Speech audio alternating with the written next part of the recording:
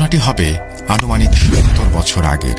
ঘটনার সূত্রপাত হয় আমার আম্মুর দাদার সময়ে। এখানে একটা কথা না বললেই নয়, আমার আম্মুর দাদার বাড়ির পেছনে একটা বড় বটগাছ ছিল, আর এই বটগাছকে নিয়েই সম্পূর্ণ ঘটনার সূত্রপাত। আমি আম্মুর মুখে যেভাবে শুনেছি ঠিক সেভাবেই লিখছি। একদিন ঝড়ে সেই বটগাছের ডালের একটি অংশ তাদের বাড়ির চালে ভেঙে পড়ে। দাদা গাছের ডালটি কেটে ফেলে। তারপর থেকেই দাদার শরীর খুব অসুস্থ। দাদা নাকি মাঝে মধ্যেই স্বপ্ন দেখত অদৃশ্য কেউ তাকে বলতো, আমি তোর সব মোরগদের নিয়ে যাব। আমার দাদার ছেলে ছিল 17টা, কোনো মেয়ে ছিল না। দাদা স্বপ্নটা দেখার পর প্রথম দিকে কিছু বুঝতে পারেনি। তার কিছুদিন পর হঠাৎ করে একটা ছেলে গলায় দড়ি দিয়ে মারা যায়। এভাবে পর্যায়ক্রমে 4 জন মারা যায়, 2 জন পানিতে ডুবে, 4 জন বাসায় গলায় দড়ি দিয়ে। এই 10 জন যে মারা গেছে এটার ব্যাখ্যা দিলাম না, কারণ ঘটনাটি এমনিতেই অনেক বড় হবে, তাই যতটুকু পারি চেষ্টা করছি সংক্ষিপ্ত করার জন্য। যাই হোক, ঘটনাতে ফিরে যাই। এতগুলো সন্তান মারা যাবার পর দাদা ও দাদি এবং পরিবারের সকলে শোকে ভেঙে পড়েন।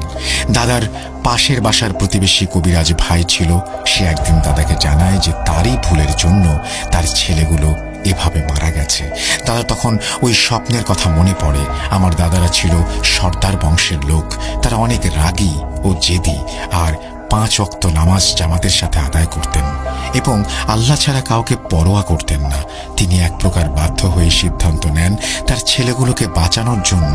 তখন দাদা সিদ্ধান্ত নেন যে তিনি কবিরাজি শিখবেন ও যেভাবেই হোক ওই জিনকে শায়েস্তা করবেন, যাদের জন্য তার এতগুলো সন্তান মারা গেল। যেই কথা সেই কাজ। তিনি সর্দার বংশ থেকে ফকির বংশ হন। অনেক অল্প সময়ে কবিরাজি শেখেন এবং এই এলাকায় বেশ খ্যাতি অর্জন করেন। আর এই সকলের মাঝেও তিনি প্রায়ই স্বপ্ন দেখতেন অদৃশ্য কেউ তাকে বলতো, কোনো লাভ হবে না, বাকিগুলোকেও নিয়ে যাব। আর ওই বটগাছ থেকে দিন দিন সমস্যা বাড়তেই থাকে।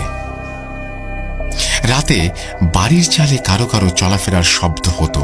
ঢিল ইটপাটকেল পড়তো রাতে, জানালায় টোকা দিত। জানালা খুললে কাউকে পাওয়া যেত না।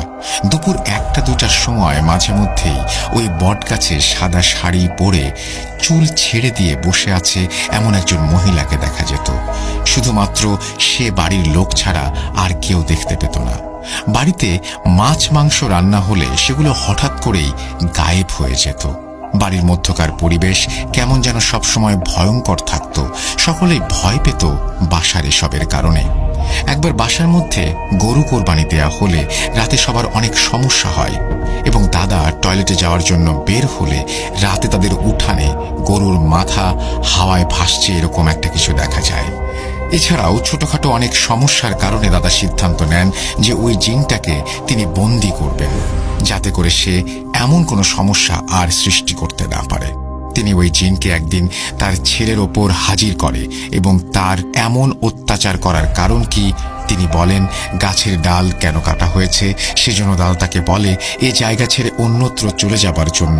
ওই বটগাছ ছেড়ে দিতে তারা রাজি হয়নি। এই বলে তারা চলে যায়। দাদা চিন্তা করেন যে ওই গাছটাই তিনি কেটে ফেলবেন। তিনি কাঠুরেকে খোঁজ দেন এবং গাছটি তার কাছে বিক্রি করে দেন। কাঠুরের সেদিন রাতে স্বপ্ন দেখে যে একটি সাদা শাড়ি পরা এক অবয়ব তাকে বলছে যে গাছটি যেন কোনোভাবেই কাটা না হয়, তাহলে অনেক বড় ক্ষতি হবে। লোকটি স্বপ্নের কথা তেমন গুরুত্ব দেয় না। পরের দিন গাছ কাটতে চলে যায়। কোনো রকম সমস্যা ছাড়াই গাছটি কাটতে সক্ষম হয়। এরপর সে গাছটি বাড়িতে নিয়ে যায় এবং সকালে উঠে দেখে তার 2টা গরু মারা গেছে ও তার নিজের মা মারা গেছে। ওই দিন রাতে সে স্বপ্ন দেখে যে লোকটিকে সাদা শাড়ি পরা অবয়বটি ভয়ঙ্কর চেহারা নিয়ে এসে বলছে, ভালো চাইলে তুই গাছটি ফেরত দিয়ে আয়, না হলে বউ ছেলে মেয়ে সব মরবে। এরপর তিনি সে গাছও ফিরিয়ে দিয়ে আসেন। এ সকল ঘটনা দাদাকে খুলে বলেন। দাদা এসব শুনে অনেক চিন্তায় পড়ে যান। ঘটনাটি সম্পূর্ণ সত্য, যদিও এখানে আপনি একবার গাছ কাটার কথা বলেছেন আগেই, আমি একটু মিলাতে একটু কষ্ট হচ্ছে। তারপরে আমি যেভাবে লেখাচ্ছি সেভাবেই পড়ছি, লিসেনাররা ক্ষমা করবেন। আমি জাস্ট নিজে তো এখানে কোনো চেঞ্জ করতে পারবো না, সুতরাং তিনি যেভাবে লিখেছেন সেভাবেই পড়ছি। ধন্যবাদ প্রিয় শ্রোতা বন্ধুরা, ভালোবাসার প্রিয় রাসেল ভাই।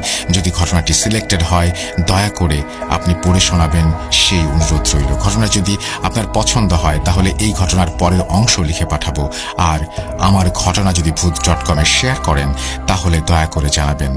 ইতি মোহাম্মদ মেহেদি হাসান, ঠিকানা আম্বরখানা, সিলেট।